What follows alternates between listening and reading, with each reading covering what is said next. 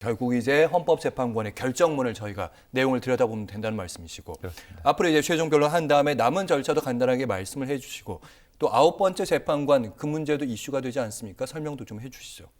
네, 이제 말씀드린 것처럼 내일 재판이 마무리가 되면 약 한 2주에서 3주 정도 후에 선고기일이 지정이 될 것으로 보입니다.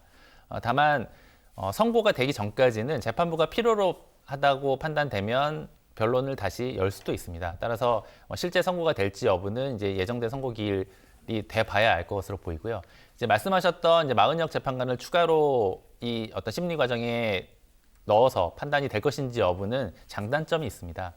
특히 이제 지금 이제 8인 체제이기 때문에 이제 9인 체제가 아닌 8인 체제에서 이런 중대한 사안을 심리하는 것이 맞느냐라는 절차적인 문제제가 있어서 마은혁 재판관까지 포함한 이제 9인 심리가 필요하다 이런 의견도 있지만 또 한편으로는 마은혁 재판관이 이제 심리에 참여하게 될 경우에는 모든 절차를 갱신을 해야 됩니다. 즉 모든 절차를 다시 열어야 되는 이런 이슈가 있기 때문에 확률적으로 보자면 현재 8인 체제 하에서 판단이 될 가능성이 현재로서 매우 높지만 실제로 선고가 될지 여부는 이제 재판이 선고일이 돼봐야 이제 확정적으로 알 수 있을 것 같습니다. 네, 최종 변론이 난다고 언론에서 이제 표현하고 있는데 추가도 있을 수 있다. 그 부분도 가능성이 있다. 이런 말씀 해주셨고요. 그리고 이번에는 11.6 사건에서 박정희 전 대통령을 살해한 혐의로 사형이 됐던 김재규 전 중앙정보부장에 대한 재심 결정이 나왔습니다. 그동안의 사건 경위 짧게 짚어주신다면요. 네, 이제 1979년 10월 26일 이제 김재규 당시 이제 중앙정보부장이 이제 박정희 대통령을 이제 시해한 사건이 있었고요. 12월 20일 이제 1심에서 육군 개헌법 회의에서 이제 사형 선고를 받았습니다. 그리고 이듬해인 1980년 5월 20일 대법원에서 이제 사형이 확정이 되었습니다. 다만 유족 측에서 2020년 5월 26일 이제 서울 고등법원에 재심 청구를 했고요. 2월 19일 서울고법이 이제 재심 개시 결정을 하였습니다. 당시 이제 재심 사유로 들었던 것은 재판 과정에서 이른바 가혹행위, 고문행위가 있었다 이런 부분들에 대해서 유족들이 문제 제기를 했었고요. 서울고법에서 이제 기록을 검토한 결과 이제 고문의 흔적이 이제 기록상 있기 때문에 이제 재심의 필요성이 있다라고 판단해서 재심 결정을 하였습니다. 네. 당시 그러니까 보안사의 수사가 있었는데 거기에 고문이 들어갔다. 그 수사기관의 조사가 문제였다. 그것 때문에 재심한 이 말씀이신 거죠? 그렇습니다. 이제 법적으로 재심 사유는 법에 정해져 있거든요. 예. 예를 들면 새로운 증거가 발견된 경우도 있고요. 이제 말씀드린 것처럼 이제 증거가 이제 확보되는 과정에서 이제 수사기관의 가혹행위나 고문, 구타 뭐 이런 행위들이 있다라는 점이 사후적으로 밝혀지게 되면 그 해당 판단에서 쓰였던 증거들의 증거 능력이 또 문제가 됩니다.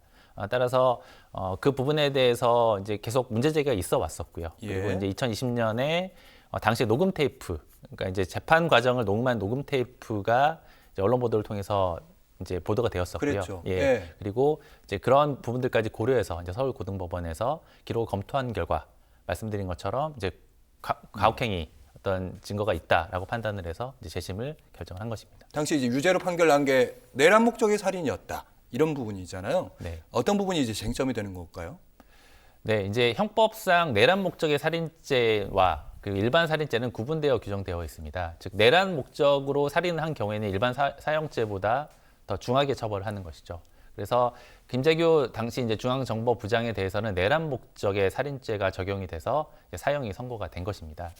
당시 이제 김재규 중앙정보부장 측 변호인들은 이제 내란 목적의 살인이 아니다라는 점을 주장을 했었고요. 김재규 본인도 이제 그런 부분들을 재판 과정에서 계속 강조를 했었습니다. 다만 이제 당시 이제 법원에서는 대통령을 시해했기 때문에 실제로는 이것은 이제 국헌 질서를 문란하게 할 행위, 목적이 있다라고 판단해서 이제 내란 목적 이제 살인죄를 적용을 한 것입니다. 다만 이제 재심 과정에서는 이제 내란 목적이 있었는지 여부가 이제 다뤄지게 될 것이고요. 그리고 말씀드렸던 것처럼 이제 가혹행위가 있었는지 여부를 이제 심리를 하게 될 텐데 이제 그런 심리 과정을 통해서 만약에 내란 목적이 인정이 되지 않는다라고 하면 내란 목적 살인죄가 아닌 일반 살인죄가 적용이 되거나 나아가서는 뭐 살인죄 증거가 없다라고까지 판단되면 또 이제 다른 판단이 내려질 가능성이 이제 있게 된 것입니다. 알겠습니다. 좀 덜 다룬 느낌이 있는데 다음에 이슈가 한번 다시 될 때 절차가 있을 때 다시 한번 깊게 다뤄보도록 하겠습니다.